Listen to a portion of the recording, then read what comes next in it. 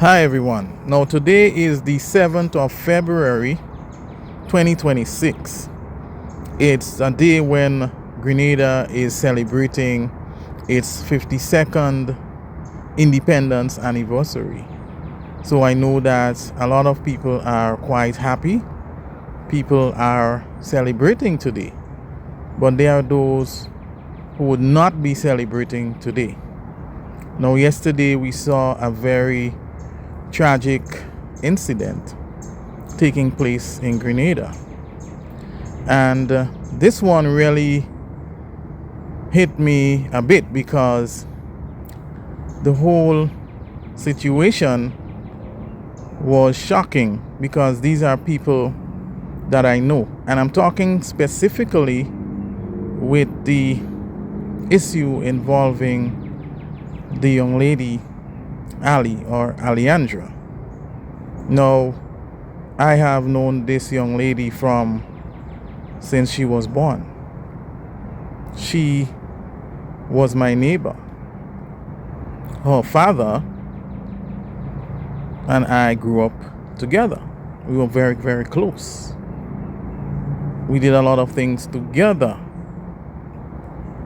So this is really, really sad to see a young lady just entering the prime of her life being taken out like this in such a brutal, lethal, evil, horrific manner. I cannot find anything to justify why Alejandra was taken out like this. Someone who would do something like that to a young lady is very evil, wicked. And I cannot imagine how the parents of this young lady are really feeling today, because I know that they really love their daughter. I know that Alejandra and her father are very close. Her father's name is Andre, and he has been a member of the Royal Grenada Police Force for over 30 years. As a matter of fact, I think since he was a teenager, he entered the Royal Grenada Police Force, and he is a musician. So today, I guess he was scheduled to play music or perform in the Independence Parade. So this is really sad, not just for him, but for members of the police force. Just the night before independence, this evil act occurred. And I know that he lost his mother a few months ago, and he lost a close relative just in December. So I know it's very hard for Andre and the rest of the family. So we have to seek serious justice for Ali, because I've known her to be quite reserved, very, very quiet. I've never known her to be in any kind of confusion or melee or any bacchanal. Very cool, very calm, very reserved, and very, very close with her father. So I hope that he is holding up strong. I hope that her mother and the rest of the family are holding up quite strong. Now, Grenada really needs serious prison reform. You know, guys would go to prison, spend a few years or a few months, and they would come out not reformed in any way. They would come out feeling that they can run things, because prison life in Grenada is not tough. It's like a hotel. So they go up on this picturesque hill overlooking the ministerial complex, overlooking St. George's, The best view in St. George's, yeah, that's where the prison is at. They enjoy life up there. They build muscle. Some of them form relationships up there. They get paid. They have connections. And when they come out of prison, they come out as if they came from some first world country, or they behave as if they are movie stars, rock stars. And before you know it, they would go back in prison again, because prison in Grenada, for many of them, is a lovely place to be.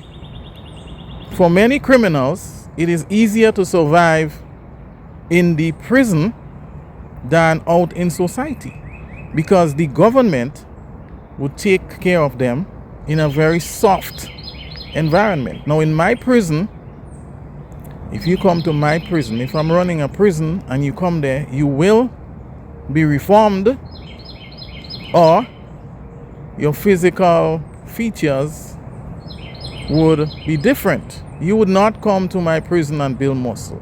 No, you will leave my prison weaker than you came in. But we see in Grenada, those guys are coming out as if they're bodybuilders, they're tough, they're hardened, and the ordinary citizens in society are afraid of them. They cannot cope with them. Now, I can't imagine what this young lady went through at the hands of this brutal, evil person.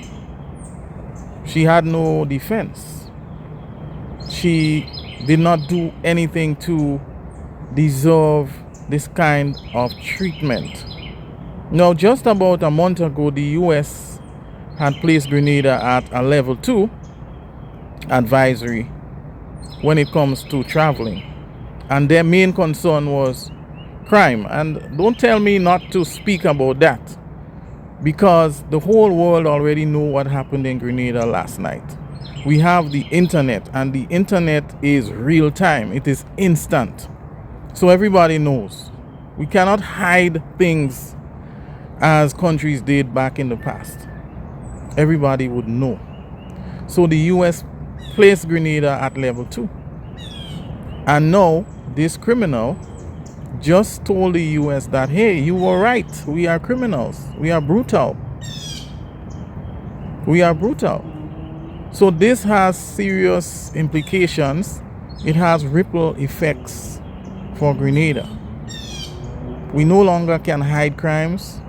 We no longer can pretend that things don't happen as it relates to crime. So I'm just saying here that for me, this one is very, very close.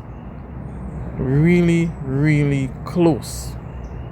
So I don't think that Alejandra deserved that. So I'm calling for swift justice. No, I don't know who did this. I don't know how it happened. But what I would like to say to people is try to keep very close to your loved ones, especially women and girls. You know, you have to know where they are. You have to be there for them, because you just never know who is watching them. Now, you could be in your house and people are watching you. You could be walking the street and people are checking your movements. They're monitoring your routine. So who knows? You never know who is watching you.